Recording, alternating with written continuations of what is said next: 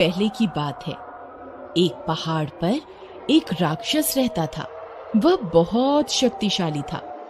वह पास के गांव में घुस जाता और जो भी उसके सामने आता वह उसको उठाकर पहाड़ पर बनी अपनी गुफा में ले जाता था और उसे खा जाता था।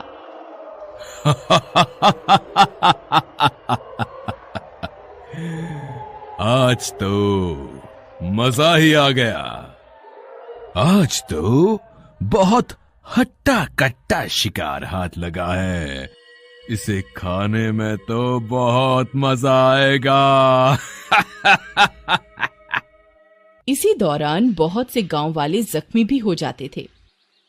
अरे मर गए रे, ए राक्षस, तेरा नाश मिटे। मेरी तो टांग ही टूट गई। हाय रे, कोई मेरी मदद करो। लगता है सबके सब गांव वाले भाग गए। अरे कोई तो मेरी मदद करो। तभी उसका दोस्त हरिया वहां पहुंचता है। अरे कालिया, तुम्हें ज्यादा चोट तो नहीं लगी? हाय रे, मेरी तो टांग ही टूट गई। यार हरिया, हमें इस राक्षस का कुछ ना कुछ तो करना ही पड़ेगा। इस राक्षस ने तो हमारा जीना ही दुश्वार कर दिया है।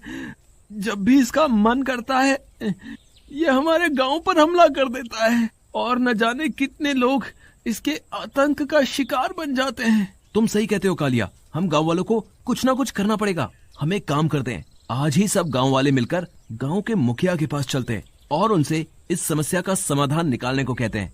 फिर सब गांव वाले मिलकर मुखिया के पास जाते हैं। मुखिया जी, आज तो हद ही हो गई। वह राक्षस रामू को उठा के ले गया और बहुत से गांव वाले भी जख्मी हो गए हैं। अगर ऐसे ही चलता रहा तो हम सब गांव वालों को ये गांव छोड़ के जाना पड़ेगा। कृपा करके आप कोई समाधान निकालें। हम उस राक्षस का सामना नहीं कर सकते। इस समस्या का एक ही समाधान है कि हम खुद ही हर महीने एक आदमी उस राक्षस को भेंट स्वरूप दे दें ताकि वह गांव वालों पर हमला ना करे। मुझे लगता है मुखिया जी सही कह रहे हैं। अगर हर महीने कोई ना कोई खुद ही अपने आप को उस राक्षस को सौंप देगा तो उसे गांव पर हमला करने की कोई जरूरत नहीं पड़ेगी। तो फिर ठीक है कालिया और हरिया, तुम दोनों कल पहाड़ पर राक्षस की गुफा पर जाओगे और उसे इस प्रस्ताव के बारे में बताओगे। अरे मर गए रे, ये मुखिया तो मुझे मरवा के ही छोड़ेगा। मुखिया जी, मेरी तो टांग में चोट लगी है।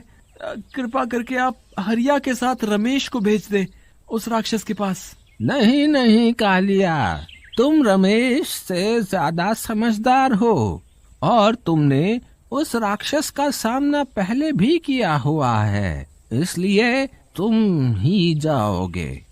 ठीक है हुजूर, जैसी आपकी इच्छा।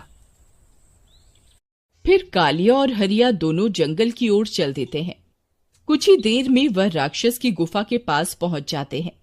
वह जैसे ही राक्षस की गुफा में घुसते हैं वहां हर तरफ कंकाल का ढेर लगा होता है। वे बहुत डर जाते हैं। अरे मारे गए रे, लगता है ये सारे कंकाल गांव वालों के हैं। हे भगवान मुझे बचाओ, ये राक्षस तो इंसानों को कच्चा ही खा रहा है। हमारा क्या होगा? कालिया तू डर मत, कुछ नहीं होगा। चल अंदर की ओर चलते हैं। फिर वे गुफा में और अंदर की ओर चल देते हैं। थोड़ी दूर जाने पर राक्षस उनके सामने आ जाता है।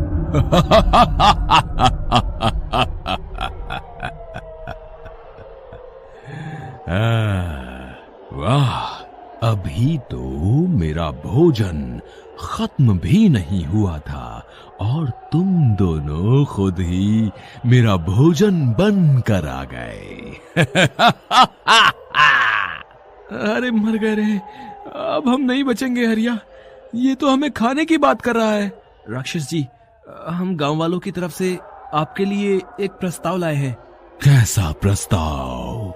राक्षस जी, आपको शिकार करने के लिए बार बार हमारे गांव पे हमला करना पड़ता है, तो हम गांव वालों ने सोचा कि आपको इतना कष्ट न दें। हम खुद ही हर महीने एक आदमी आपको भोजन के रूप में भेज दिया करेंगे ताकि आपको गांव पर हमला करने की तकलीफ ना उठानी पड़े। अच्छा, ये तो बहुत अच्छी बात है, मुझे मंजूर है। लेकिन एक बात याद रहे, अगर मेरा भोजन पहुंचने में देरी हुई तो मैं पूरे गांव पे हमला कर दूंगा और किसी को भी जीवित नहीं छोड़ूंगा। जी हम समझ गए हुजूर, आपके भोजन में देरी नहीं होगी, अब हमें जाने की आज्ञा दें। इतना बोलकर वह दोनों वहां से दुम दबा के भाग जाते हैं और इसी तरह 1 महीना खत्म होने वाला होता है। देखो भाइयों, कल 1 महीना पूरा हो जाएगा और हम में से किसी एक को उस राक्षस के पास उसका भोजन बन के जाना पड़ेगा। तो बताओ कौन जाएगा उस राक्षस का भोजन बनकर? सभी गांव वाले एक दूसरे की तरफ देखते हैं। सभी बहुत डरे हुए होते हैं, लेकिन कोई जाने के लिए तैयार नहीं होता। अरे घसीटा चंद जी को भेज दो, इनकी उम्र तो वैसे ही हो चुकी है, थोड़े दिनों में ये भगवान को प्यारे हो जाएंगे। क्यों ना मरने से पहले ये कोई अच्छा काम करके जाएं। क्यों बे कालिया, तुझे क्या मैं बूढ़ा दिखाई देता हूँ? हैं? अभी तो मुझे एक और शादी करनी है। तू क्यों नहीं चला जाता राक्षस के पास? तेरे तो आगे पीछे कोई रोने वाला भी नहीं है। मुखिया जी, मैं कहीं नहीं जाने वाला, आप किसी और को चुन लें। देखो घसीटा चंद जी, इस गांव में सबसे उम्र दराज शख्स तो आप ही हैं। मुझे लगता है आप अपनी पूरी जिंदगी जी चुके हैं। राक्षस के पास आपको ही जाना पड़ेगा। अरे मूर्ख मुखिया, हैं? तेरा नाश मीटे, मुझे राक्षस का भोजन बनाने की बात कर रहा है। कालिया, एक काम करो, इनके हाथ पैर बांध कर इन्हें राक्षस के पास छोड़ आओ। ठीक है मुखिया जी, जैसी आपकी आज्ञा। फिर वे गांव वाले घसीटा चंद के हाथ पैर बांधकर उन्हें राक्षस के पास ले जाने लगते हैं।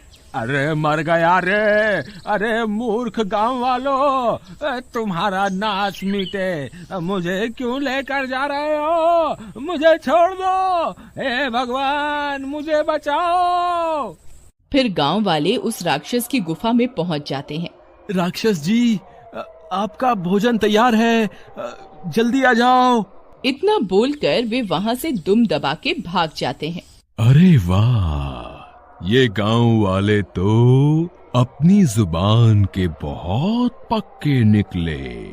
अरे ये क्या, ये तो कोई बूढ़ा है।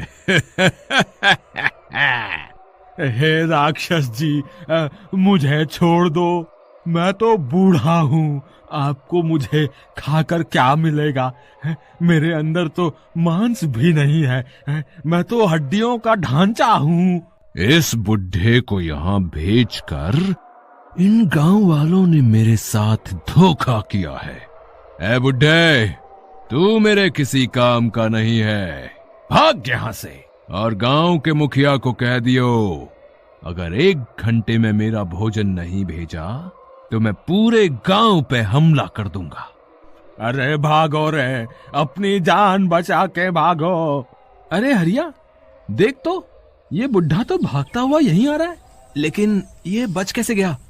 राक्षस ने इसे खाया क्यों नहीं? अरे मूर्ख गांव वालों, तुमने मेरे साथ ठीक नहीं किया, अब तुम सब भुगतोगे। अबे बुढ़े, तू बच कैसे गया? तुझे तो हम राक्षस की गुफा में छोड़कर आए थे ना। कालिया, तूने सही कहा, लेकिन उस राक्षस को तुम्हारे जैसे हट्टे कट्टे भोजन की चाह है। उसने कहा है अगर 1 घंटे में उसे भोजन नहीं मिला तो वो पूरे गांव पर हमला कर देगा। अब क्या करें? अब हमें कोई जवान आदमी को भेजना पड़ेगा। बताओ कौन अपनी कुर्बानी देकर पूरे गांव की रक्षा करेगा? सब गांव वाले एक दूसरे की तरफ देखते हैं, लेकिन किसी की भी हिम्मत नहीं पड़ती। मुखिया जी, अगर इस गांव के किसी भी मर्द में अपनी कुर्बानी देने की हिम्मत नहीं है तो मैं जाऊंगी, मुझे जाने की आज्ञा दें। हाँ हाँ मुखिया जी, ये सही कह रही है, मीरा को ही जाने दे।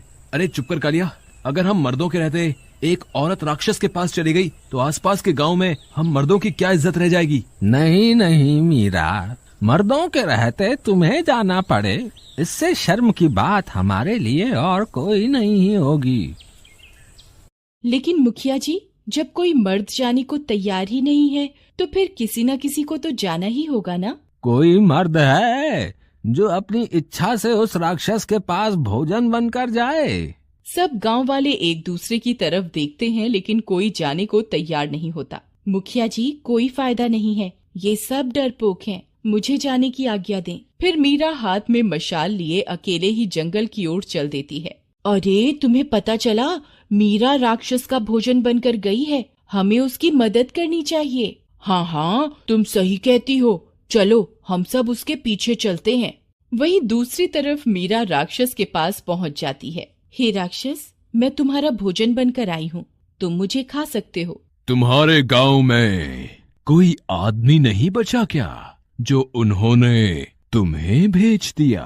तभी गांव की सारी औरतें हाथों में मशाल लिए वहां पहुंच जाती हैं। अरे, ये क्या, इतनी सारी औरतें कहाँ से आ गईं? तुम अकेली नहीं हो मीरा, हम भी तुम्हारे साथ हैं। आज इस राक्षस को मजा चखा कर ही रहेंगे। फिर वे सारी औरतें उस राक्षस पर मशालों से हमला कर देती हैं। राक्षस डर के मारे भागने लगता है और भागते भागते पहाड़ी से नीचे गिर जाता है और मर जाता है। अरे देखो, ये राक्षस तो पहाड़ी से गिरकर मर गया। और इस तरह गांव की सब औरतें मिलकर उस राक्षस पर विजय प्राप्त करती हैं।